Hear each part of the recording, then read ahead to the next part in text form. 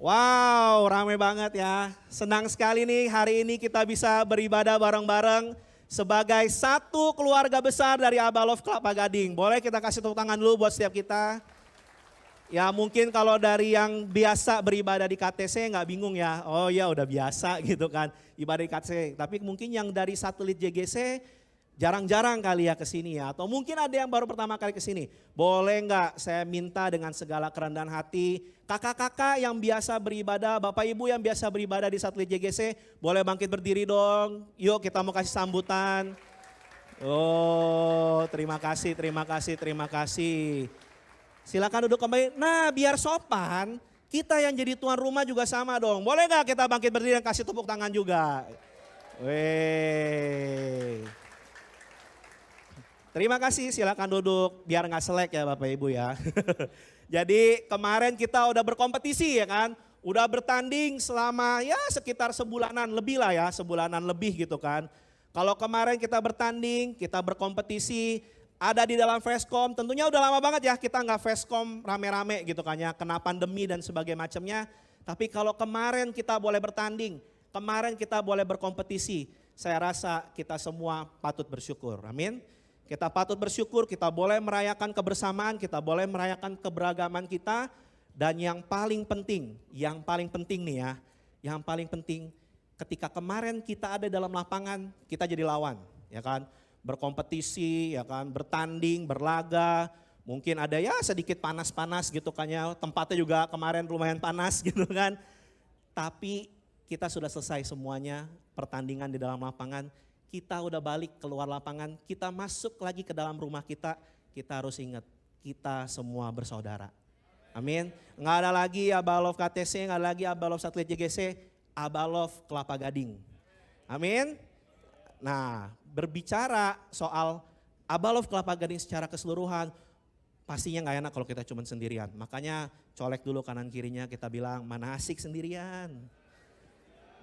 Gak asik sendirian ya kan, enakan kita beramai-ramai ya. Karena kalau sendirian menang sendiri. Bukan cuma masak ya, masak sendiri ya. Menang sendiri, mau happy-nya sama siapa? Bingung. Kalah juga kalah sendiri. Mau nangisnya sama siapa? Bingung. Makanya kita jangan sendirian. Menang kita happy bareng, kita rayain bareng-bareng. Kalah gak apa-apa, kita tanggung bareng-bareng. Belajar lebih baik lagi, amin. Nah, berbicara soal mana asik sendirian ya, hari ini kita mau belajar bareng-bareng ya, ini bukannya cuma satu arah Bapak Ibu, tapi saya percaya ini buat saya juga. Hari ini kita mau belajar bareng-bareng bagaimana kita hidup di dalam komunitas. Hal yang esensi yang kita mau belajar, bagaimana kita hidup di dalam komunitas. Apa sih yang kita butuhkan untuk kita bisa hidup bersama-sama di dalam komunitas. Karena kalau kita nggak punya hal-hal ini, ujung-ujungnya kita cuma akan banyak bikin kampanye Bapak Ibu. Hashtag Komsel keren, keren di sosial media. Hashtag mana asik sendirian, keren gitu kan ya. Tapi kita nggak pernah benar-benar hidupin. Tapi ujung-ujungnya kalau kita di luar, ketemu di mall, ketemu di mana-mana ya nggak kenal juga tuh. Ya paling cuma senyum aja ya, tahulah itu yang sering ibadah bareng. Makanya hari ini kita mau benar-benar belajar, nggak banyak-banyak, cuma 2 hal aja ya, cuma 2 hal aja. Kenapa cuma 2 hal? Karena tim ibadah raya udah bilang jangan lama-lama ya, gitu. Enggak ya, bercanda ya Bapak Ibu, enggak bukan gitu alasannya. Memang kita nggak akan belajar banyak-banyak, cukup 2 hal aja. 2 hal yang kelihatannya dan kedengarannya sederhana. Saya yakin ayatnya juga cuma 1, nanti Bapak Ibu juga pasti udah pernah dengar. Tapi sedemikian sederhana, tapi juga sedemikian sulitnya untuk kita nanti boleh praktekkan bareng-bareng. Tapi saya percaya kalau nggak sendirian kita pasti bisa, amin. Dari siapa kita mau belajar tentang kedua hal itu? Boleh ditampilkan slide-nya? Judulnya aja udah masterclass. Tentunya kalau kita udah lihat judulnya masterclass, kita mau belajar dari Sang Master langsung ya. Sang Master Tuhan Yesus Kristus. Jadi kalau Bapak Ibu Saudara ada gambaran master yang lain, tolong dihapus dulu gitu ya. Ini masternya adalah master yang sesuai dengan kebenaran firman Tuhan. Master kita, Tuhan kita sendiri, Tuhan Yesus Kristus. Masterclass itu sebenarnya apa sih gitu kan. Masterclass itu tuh, boleh di next. Ya, Masterclass itu adalah sebuah kelas pembelajaran yang diberikan kepada murid-murid dari suatu disiplin ilmu oleh ahlinya di disiplin ilmu tersebut. Ya, saya udah bold, saya bahkan udah caps lock kata-kata ahlinya. Ya, sebuah kelas pembelajaran, saya ulangi, yang diberikan kepada murid-murid dari satu disiplin ilmu oleh ahlinya di disiplin ilmu tersebut. Kalau tadi saya udah spill gitu kan, masternya itu Tuhan Yesus. Saya mau tanya sama Bapak Ibu semua, apa sih yang Tuhan Yesus ahli lakukan? Oh, banyak banget Bapak Ibu, benar gak? Tuhan Yesus ahli apa? Segala mujizat yang ditulis di dalam Alkitab, Tuhan Yesus ahli dalam melakukannya. Tuhan Yesus ahli berjalan di atas air. Tuhan Yesus ahli menyembuhkan orang sakit. Tuhan Yesus ahli membangkitkan orang mati. Bukan cuma sekedar ahli bikin mujizat. Tuhan Yesus saya percaya ahli khotbah. Dia juga ahli berdoa karena dia ngajarin murid-muridnya bagaimana harus berdoa. Banyak banget keahlian yang Tuhan Yesus bisa lakukan. Bahkan ya, saya baca di Yohanes 21 ayat 25 bilang begini. Kalau seandainya semua hal yang dilakukan oleh Tuhan Yesus harus ditulis di dalam kitab, agaknya dunia ini gak akan cukup untuk menampung seluruh kitab yang harus ditulis itu. Bayangin, banyak banget hal-hal yang Yesus lakukan, banyak banget yang Tuhan Yesus ahli untuk melakukannya. Tapi di antara semua keahlian-keahlian yang Tuhan Yesus mampu lakukan, dia gak bilang begini ke kita semua. Kamu, murid-muridku, kamu belajar dari aku ya. Karena aku nih ahlinya bangkitin orang mati. Kamu mau gak jadi sakti? Belajar sama aku. Murid-muridku, sini semua kumpul. Kamu belajar ya daripada aku. Karena aku ahlinya nyembuhin orang sakit. Enggak, Yesus gak ngomong begitu. Sini semua kumpul. Belajar daripada aku. Kamu semua nelayan kan? Ya, belajar dari aku. Aku ahlinya berjalan di atas air. Jadi kalau kamu mancing nanti gak usah pakai kapal. Kita jalan semua di atas air mancing, langsung dikobok, ya, langsung dapat ikannya. Kamu belajar dari aku nih ahlinya khotbah, nih khotbah di bukit Matius 5 sampai 7. Kamu belajar dari aku dong, aku ahlinya berdoa. Gampang berdoa mah. Ya, kadang kita berdoa di komsel aja bingung ya kan, takut, bingung gitu kan. Belajar dari aku ahlinya berdoa. Enggak. Di tengah-tengah segala keahlian, di tengah-tengah segala hal yang mampu dilakukan dengan sangat expert, dengan sangat ahli. Matius 11 ayat 29 menulis, pikulah kuk yang kupasang, dan Yesus bilang, belajarlah padaku. Karena aku ahlinya bangkitin orang mati. Betul? Enggak. Ahlinya bikin mujizat. Ahlinya bikin 5 roti dan 2 ikan. Sampai semua orang bisa makan. Enggak. Dengan jelas Yesus menulis, belajarlah daripadaku karena aku lemah lembut dan rendah hati. Dan jiwamu akan mendapat ketenangan. Lihat ya, di antara begitu banyak keahlian, Yesus gak pernah ngomongin semua keahlian-keahlian itu. Dengan jelas Yesus cuma ngomong, 2 hal aja kamu belajar daripada aku. Lemah lembut dan rendah hati. Simple, sederhana, gampang diingat. Tapi sudahkah kita hidup dan mempraktekkan hidup sebagai orang-orang yang lemah lembut dan rendah hati?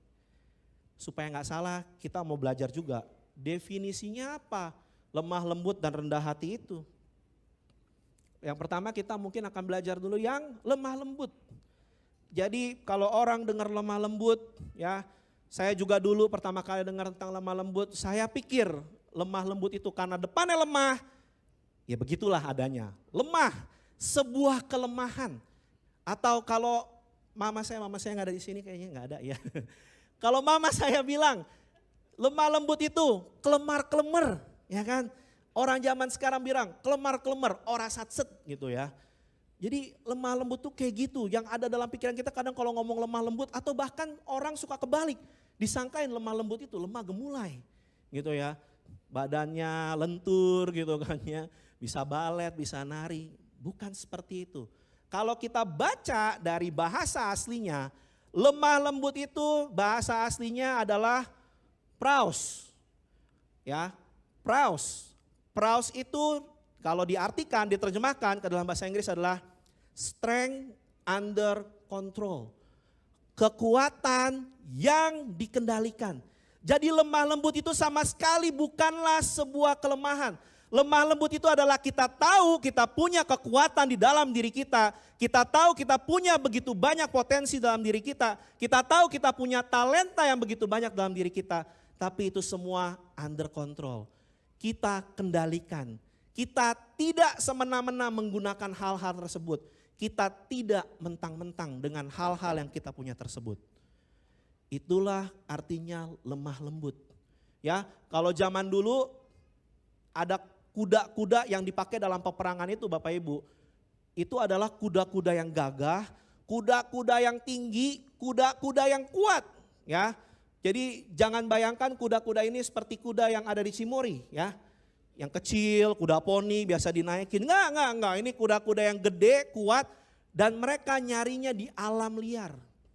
Mereka cari kuda-kuda yang terbaik, yang otot-ototnya udah jadi ya kan. Yang udah dibentuk oleh alam dengan sedemikian rupa sehingga jadilah kuda-kuda yang kuat siap untuk peperangan.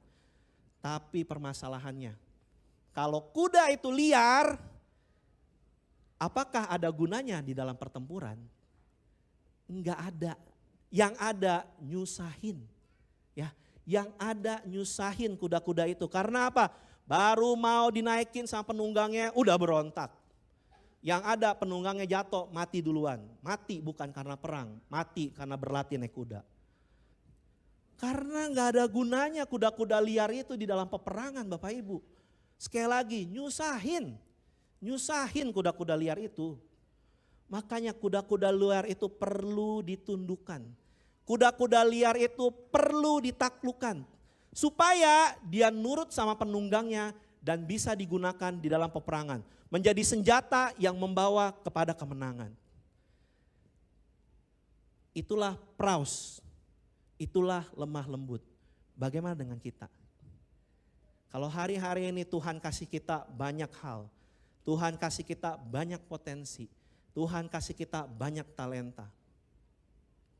Tapi kalau kita tidak mau ditaklukkan di bawah tangan Allah yang kuat, kita gak ada gunanya untuk kerajaan Allah. Kita nyusahin doang. Makanya hari ini Bapak Ibu, saya gak tahu, tapi yang pasti Alkitab mencatat minimal satu orang punya 1 talenta. Bahkan ada juga yang dikasih 10 talenta. Saya nggak tahu berapa talenta yang diberikan dan dipercayakan kepada Bapak Ibu. Saya nggak tahu karunia apa yang dipercayakan dan diberikan kepada Bapak Ibu. Tapi kalau semua talenta, karunia, kekuatan, keahlian yang kita punya, kita nggak mau taklukkan di bawah tangan Tuhan yang kuat. Kita nggak mau tundukkan di bawah tangan Tuhan yang kuat. Kita sama sekali tidak ada gunanya untuk kerajaan Allah. Kita nggak bisa dipakai untuk merebut kota-kota, merebut domain-domain, merebut bumi ini dari tangan si jahat. Makanya firman Tuhan bilang, berbahagialah orang yang lemah lembut karena mereka akan memiliki bumi. Bumi ini akan diwarisi, bumi ini akan diberikan, bumi ini akan dimenangkan oleh orang-orang yang punya karakter lemah lembut. Yang tidak mentang-mentang, yang tidak semena-mena. Itulah kelemah lembutan. Kalau kita belajar dari Yesus, waktu Yesus disalib, kalau dia gak punya kelemah lembutan, batal itu karya salib. Ingat waktu Yesus disalib, apa yang dikatakan sama orang-orang yang lewat? Ini bahasa saya ya, gak tercatat dalam Alkitab biar gampang. Anak Tuhan kegantung. Turun dong, sini turun, buktiin lu tuh anak Tuhan yang hidup. Mungkin kalau saya di posisi Tuhan Yesus, ya karena saya belum selemah lembut dia, saya akan turun. Saya kirim petir sekalian tuh orang biar angus. Itu saya. Kalau Yesus gak punya kelemah lembutan, dia akan turun loh dari salibnya. Dan kemudian dia akan bilang, mana tadi yang ngomong saya anaknya siapa? Sini maju semua. Bisa. Tapi Yesus punya kelemah lembutan. Walaupun dia adalah 100% Allah, 100% manusia. Dia serahkan semua kealahannya kepada Bapa. Dan membiarkan kehendaknya Bapa, rencananya Bapa yang terjadi. Apakah hari ini kita juga punya belajar memiliki sikap hati yang sama? untuk tunduk 100% pada kehendak Bapa, menjadi orang yang lemah lembut. Amin. Itu lemah lembut. Sekarang yang kedua, kita belajar rendah hati. Filipi 2 ayat 8 katakan, dan dalam keadaan sebagai manusia, dia telah merendahkan dirinya dan taat sampai mati, bahkan sampai mati di kayu salib. Yang kedua, saya mau balik lagi lanjut dari yang terakhir saya sampaikan. Tanpa kerendahan hati, gak akan ada karya salib. Tanpa kerendahan hati tidak akan ada karya salib. Bahkan kalau kita baca di ayat-ayat sebelumnya, di bagian atas ya, di ayat sebelum Filipi 2 ayat 8 ini dibilang apa? Yesus itu dalam rupa Allah. Dia gak menganggap kesetaraan dengan Allah itu sebagai milik yang harus dipertahankan. Tapi dia kosongkan dirinya. Dia ambil rupa seorang hamba. Dia ambil rupa seorang hamba. Betapa rendah hatinya pribadi yang kita ikuti Yesus Kristus itu. Mengambil rupa seorang hamba. Dia datang kalau namanya hamba untuk melayani. Dia bahkan bilang sendiri kan, aku datang tuh untuk melayani loh. Bukan untuk dilayani. Tapi kalau orang-orang Kristen bukan di sini, karena di sini semua excellent servant history maker, amin. Karobi, excellent servant history maker, ESC. Sini semuanya excellent servant. Semuanya datang untuk melayani. Tidak ada yang mau dilayani saja, saya percaya hal itu. Ya, itu yang di luar sana. Di luar sana banyak gitu orang-orang percaya yang datang untuk dilayani, bukan untuk melayani. Kalau dari kisahnya Yesus tadi, kita bisa ukur apakah kita benar-benar sudah punya kerendahan hati atau belum. Suatu hari ada seorang tukang kayu, inisialnya J, bukan presiden saat ini ya. Jadi ada seorang tukang kayu inisialnya J. Tukang kayu ini sedang berjalan di tengah malam bersama dengan nelayan-nelayan, ya kan. Mereka bermaksud untuk menyeberang ke sungai, ke danau, menyeberang ke danau. Namanya danau, elemen air ya kan, elemen air, avatar dong ya gitu kan. Namanya ada di danau, air. Kalau ada di air, siapa yang lebih jago dan mengenal air? Tukang kayu atau nelayan? Nelayan. Makanya waktu mereka mau nyeberang, ini yang terjadi dalam imajinasi saya, yang saya bayangkan ketika baca kisah itu. Ketika mereka mau nyebrang, si nelayan-nelayan bilang, hari begitu cerah, danau begitu tenang, tukang kayu tenang. Nelayan bos, ini dari kecil gue udah seberangin bolak-balik, ya elah tenang aja, ya kan.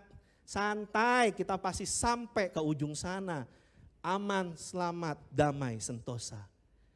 Jadi kamu tukang kayu, ke belakang, tidur aja bos, santai sama kita mah.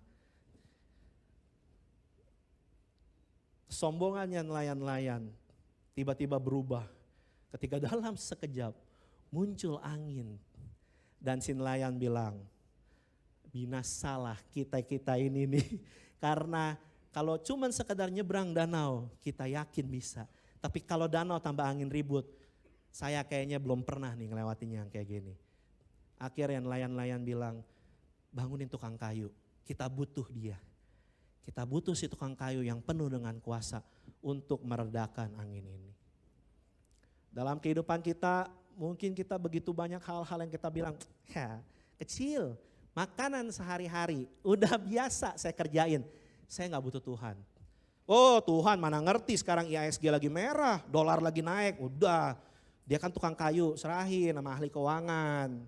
Bunga bank lagi naik, Tuhan gak ngerti, serahin sama bankir, serahin. Tuhan tunggu di belakang aja, tidur dulu gak apa-apa. Saya butuh, saya doa. Enggak butuh, ya berarti Tuhan memberkati apa adanya. Apakah kita masih sering kali seperti itu Bapak Ibu? Meninggalkan Tuhan, melupakan Tuhan atas hal-hal yang mungkin sudah sehari-hari kita yakin lakukan dan bisa kerjakan dengan kekuatan kita sendiri. Tapi jelas kalau kita melakukan itu bukan definisi rendah hati. Karena rendah hati lebih mengandalkan Tuhan daripada mengandalkan kemampuan diri sendiri. Lemah lembut dan rendah hati. Penjelasannya tadi panjang amat Ber. Saya akan persingkat. Intisarinya dari lemah lembut dan rendah hati sebenarnya cuma 2 kata. Penundukan diri. Punya penundukan diri. Karena pengertian dari lemah lembut dan rendah hati kalau nanti kita baca di Alkitab, wih mirip-mirip, beti-beti.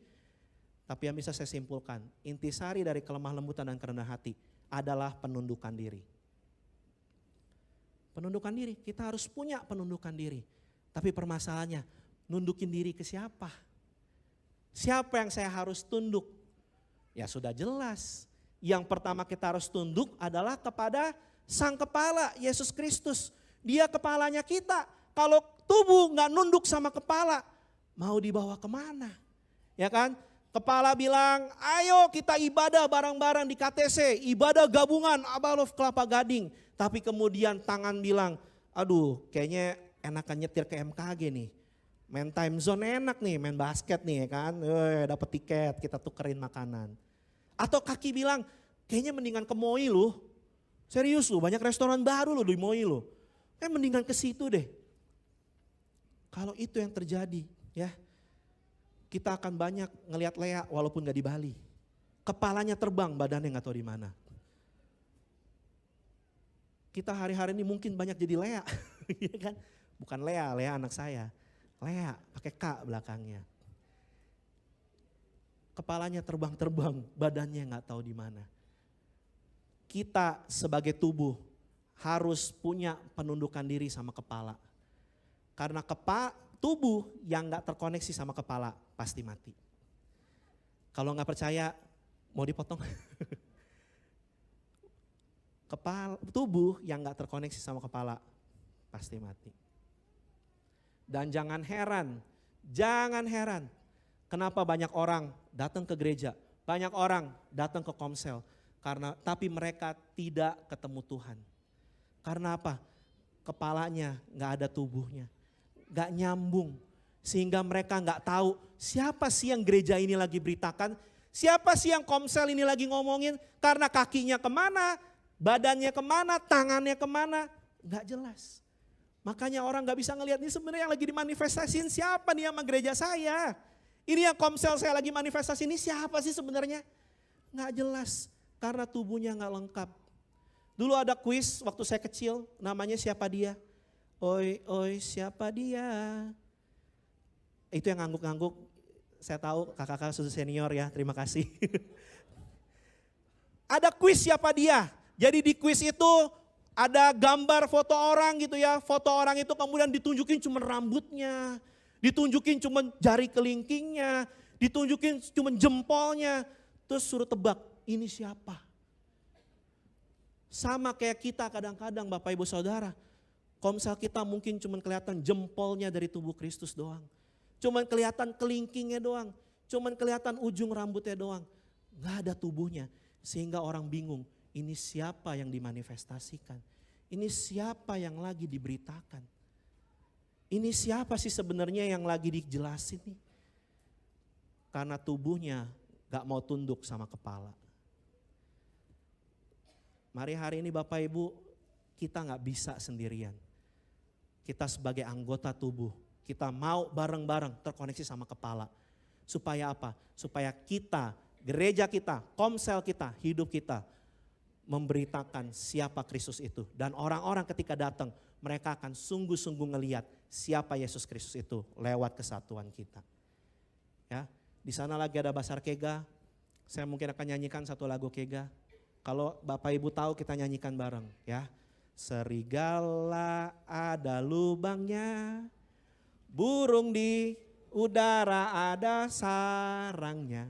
Tapi Yesus tidak ada tempat untuk meletakkan. Karena tubuhnya kocar-kacir.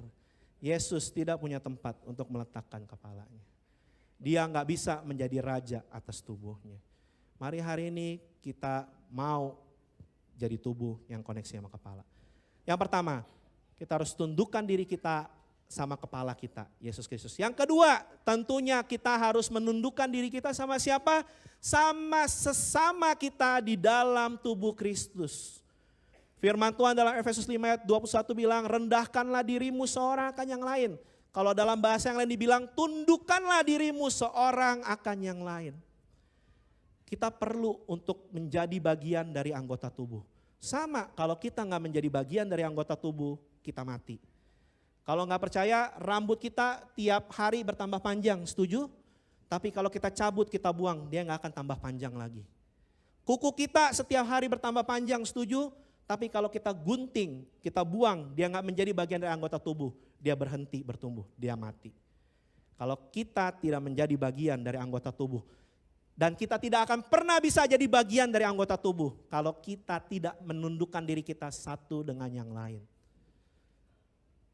Mana asik sendirian cuma akan jadi slogan, cuma akan jadi hashtag yang berhenti di media sosial. Kalau kita tidak belajar saling menundukkan diri kita satu dengan yang lain. Ada yang tahu ini siapa Bapak Ibu? Ini adalah Cristiano Ronaldo. Maaf Bang Messi ya, sorry Bang Messi. Saya penggemarnya Ronaldo jadi Bang Messi maaf. Karena saya yang sharing, saya bawanya Ronaldo. Ya, Ronaldo ini adalah pencetak gol resmi terbanyak di dunia sepak bola saat ini. Itu satu.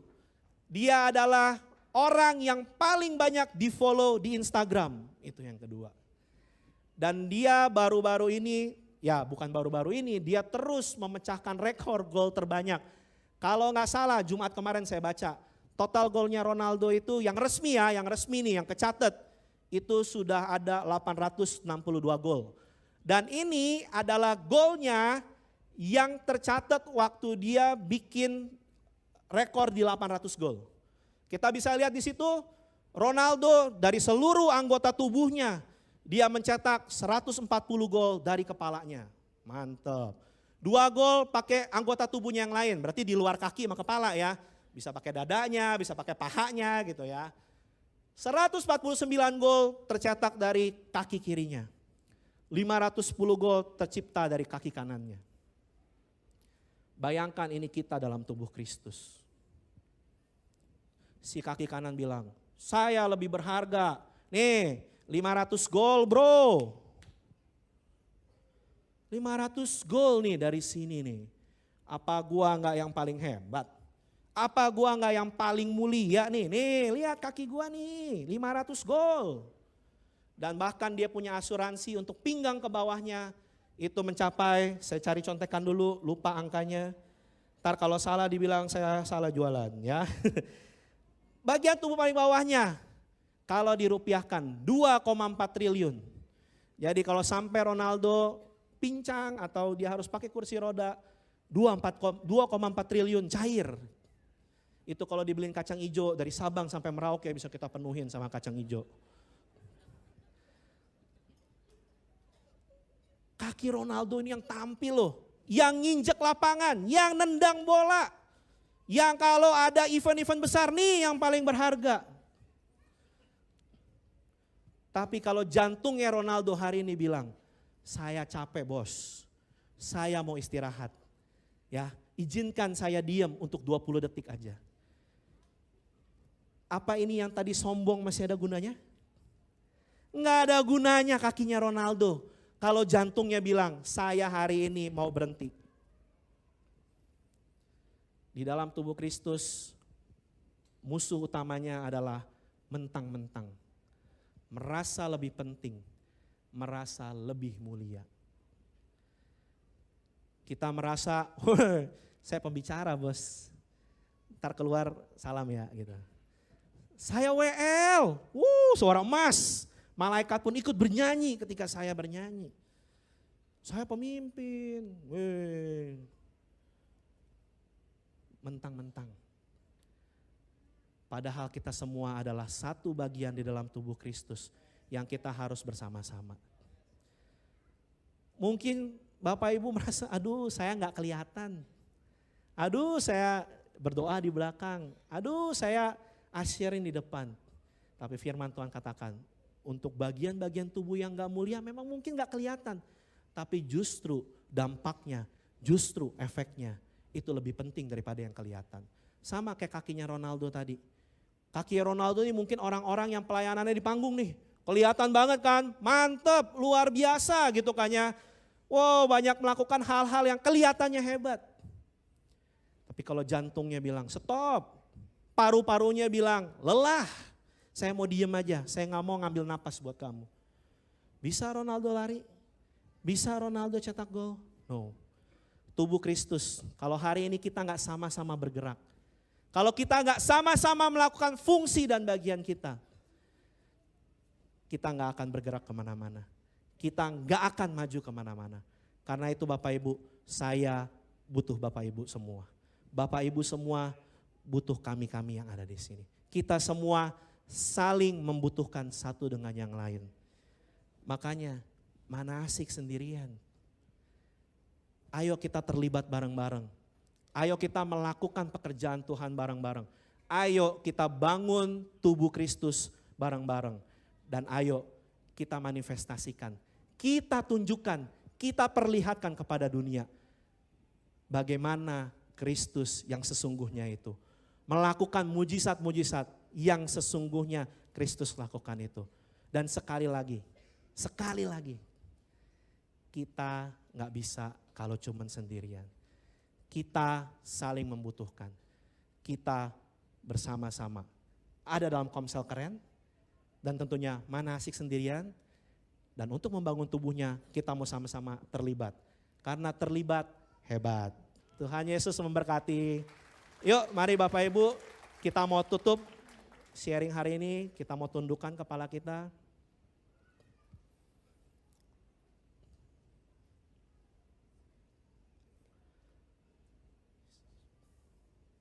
Bapak, hari ini kami sungguh bersyukur Tuhan. Kalau sebagai satu keluarga besar Abalov Kelapa Gading, kami boleh berkumpul di tempat ini. Kami boleh ada bersama-sama Tuhan dengan saudara-saudara kami. Dan hari ini Tuhan kami juga tahu, kalau kami gak bisa sendirian. Kami gak bisa cuman sendirian Tuhan. Kami butuh Engkau. Dan kami butuh saudara-saudara kami sesama anggota tubuh Kristus di tempat ini.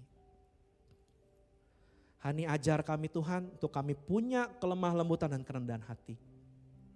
Ajar kami untuk mau menundukkan diri kami Tuhan. Mau saling menundukkan diri kami.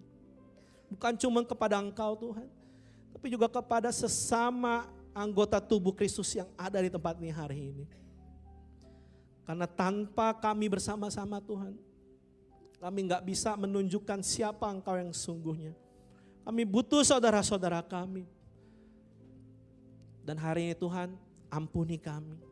Kalau kami merasa lebih baik, kalau kami merasa lebih jago, kami merasa lebih kuat, kami merasa lebih hebat. Hari ini kami katakan, kami sama, kami satu bagian dari tubuh-Mu. Dan Engkau adalah kepala kami. Dan biar hari ini kami mau berikan diri kami untuk hidup dalam penundukan diri, dalam kelemah lembutan dan kerendahan hati, satu dengan yang lain. Biar hari ini kami semua Bapa hidup di dalam kesatuan, roh, jiwa dan tubuh kami Tuhan, terpelihara dengan sempurna di dalam Engkau. Terima kasih Bapa, terima kasih Allah. Biar kesatuan ini gak cuma ada di mulut kami Tuhan, tapi boleh juga ada dalam hati dan pikiran kami. Dipenuhi Tuhan oleh Engkau sendiri.